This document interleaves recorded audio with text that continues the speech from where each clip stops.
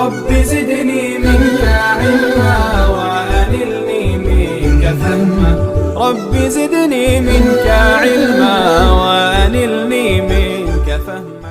اللہ کی قدرت کو، اس کی طاقت کو، اس کی عظمت کو، اس کے جلال کو، اس کی کبریائی کو، اس کی بڑائی اور بزرگی کو قرآن پاک میں پڑھنا چاہیے. لوگوں، کیا ہے اللہ؟ لا الہ الا اللہ، اللہ لا الہ الا هو الحی القیوم. وہی اللہ ہے، اس کے علاوہ کوئی عبادت کے لائق نہیں ہے، وہ زندہ ہے اور سارے نظام کائنات کو وہ اللہ چلانے والا ہے. سارے نظام کائنات کو وہ اللہ چلانے والا ہے. اسی نے ایک پاکیزہ نظام ہم کو اور آپ کو عطا کیا کہ اس نظام کے مطابق چلو. اور طلاق کا نظام بھی اللہ کی طرف سے دیا گیا ہے، انسانوں کا بنایا ہوا نہیں ہے. اسی لیے میں نے یہ بات کہی کہ ہم کون ہوتے ہیں کہ طلاق کے نظام کو ختم کرنے کی بات کریں.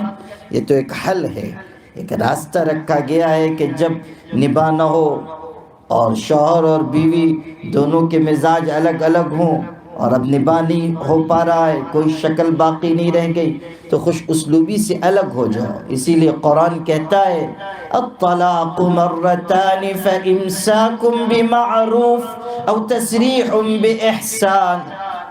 طلاق دو مرتبہ ہے، پھر یا تو خوش اسلوبی سے رکھ لو یا معروف طریقے سے دستور کے مطابق خوش اسلوبی کے ساتھ آسانی کے ساتھ علیحدہ ہو جاؤ.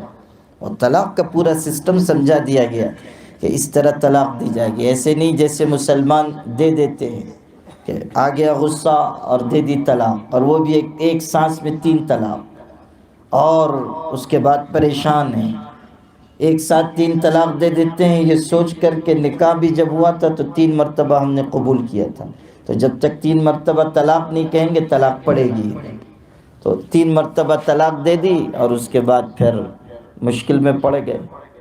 پھر ہم لوگوں کو بھی پریشان کرتے ہیں. ہمارے حضرت مفتی اعظم صاحب سے پوچھئے نا، طلاق دے دیتے ہیں پھر آ جاتے ہیں چہرہ اترا ہوا پریشان حال. جو ماہر مفتی ہوتا ہے وہ دیکھتے ہی سمجھ لیتا ہے کہ یہ صاحبزادے طلاق دے کے آ رہے ہیں. جو ان کے الآثار والانوار تعلو علی وجہہ، جو آثار انوار سب چہرے پہ چمکتے دمکتے ہیں تو آدمی سمجھ لیتا ہے کہ یہ طلاق دے کے آئے ہوئے ہیں. پھر آ کے کہیں گے حضرت بہت غصے میں تھا، کچھ سمجھ ہی میں نہیں آ رہا تھا اور طلاق دے دی ہے، اب آپ کوئی راستہ نکالیے. ایک صاحب تو آئے کہنے لگے طلاق تو دے دیا مگر تو طلاق نہیں بولا تھا، تے سے طلاق بولا تھا، پڑھی کہ نہیں پڑھی. میں نے کہا اس کو پڑھی یا نہ پڑھی میرا جوتا جب ضرور تم کو پڑے گا. عجیب، دے دیتے ہیں اس کے بعد آ کے مولویوں کو پریشان کرتے ہیں. حضرت آپ کے مدرسے کو میں چندہ بھی تو دیتا ہوں، کوئی راستہ نکالیے. دینے سے پہلے کوئی پوچھتا ہی نہیں ہے کہ دینی ہے تو کیسے دوں، اور جب دے چکتے ہیں تو ہم کو پریشان کرتے ہیں. تو جو شریعت نے طریقہ بتایا ہے، اگر نباہ مشکل ہو جائے تو وہ طریقہ ہے. ساحر لدھیانوی کا شعر ہے کہ وہ افسانہ جسے انجام تک لانا نہ ہو ممکن، اسے ایک خوبصورت موڑ دے کر چھوڑنا اچھا. جس افسانے کو آپ انجام تک نہیں لا سکتے ہیں، جس زندگی کو آپ خوش اسلوبی سے گزار نہیں سک رہے ہیں، اور آپ کا اور بیوی کا مزاج نہیں مل رہا ہے، اور زندگی کسی بھی طرح گزاری نہیں جا سکتی، معمولی باتوں پر نہیں، جب یہ محسوس ہو جائے کہ نہیں نباہ ہو سکتا ہے تو پھر الگ ہو جائیے اور خوش اسلوبی سے الگ ہو جائیے. یہ نظام ہے.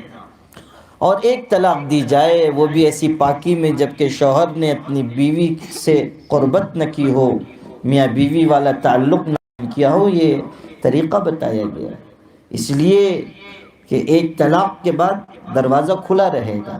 اگر چاہے گا عدت کی مدت ہی میں رجوع کر لے گا، نہیں کر سکا اور اب طلاق بائن اس پر پڑ گئی اور نکاح ختم ہو گیا، وہ آزاد ہے، جہاں چاہے نکاح کر لے.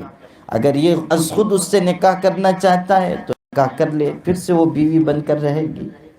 خوبصورت نظام دیا گیا.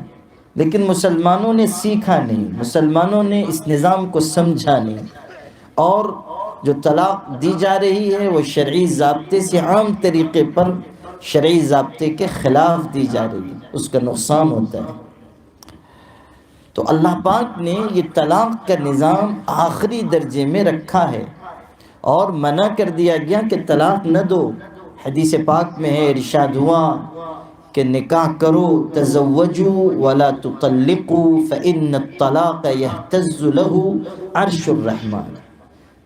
نکاح کرو، شادی کرو، لیکن طلاق نہ دو، اس لیے کہ طلاق کی وجہ سے اللہ تعالیٰ کا عرش ہل جاتا ہے، اللہ کا عرش ہل جاتا ہے۔ اللہ تو یہ چاہتا ہے کہ شادی کر کے خوشگوار زندگی گزارو، محبت بھری زندگی گزارو، پیار والی زندگی گزارو، عفت والی، پاک دامنی والی، اور جائز طریقے سے خواہشات کے پورا کرنے کی زندگی گزارو، ایک خاندان بنے، میاں بیوی رہیں، پھر اولاد پیدا ہو، پھر نسل آگے بڑھے۔ تو اللہ تعالیٰ نے ایک نظام رکھا ہے، اور اس نظام کی بنیاد ایک خوشگوار پرسکون زندگی ہے۔ یہی بات میں عرض کر رہا تھا